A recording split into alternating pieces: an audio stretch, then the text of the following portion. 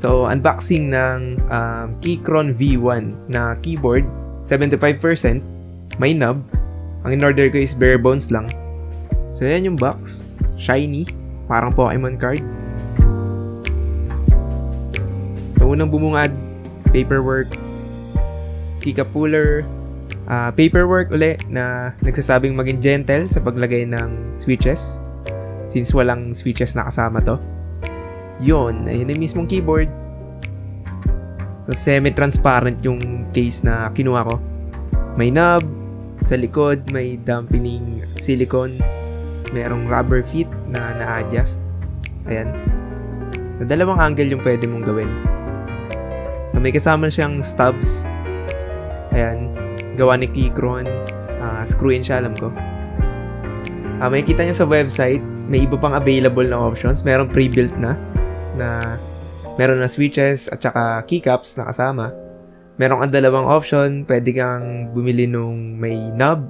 Pwede kang bumili nung walang knob. So, kung walang knob, ang nakalagay doon, another key.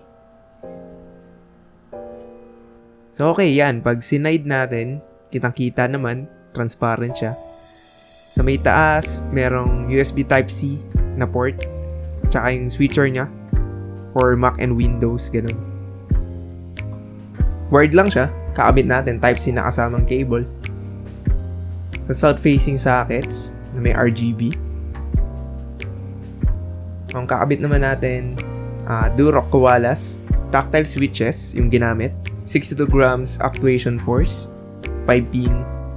So yun, build na natin.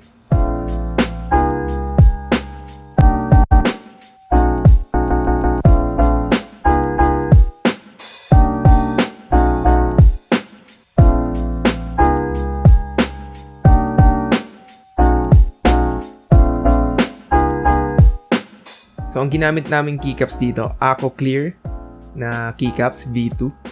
Yan yung ginamit. In-unboxing ko rin yun nung nakaraan. Hanapin nyo na lang sa channel ko.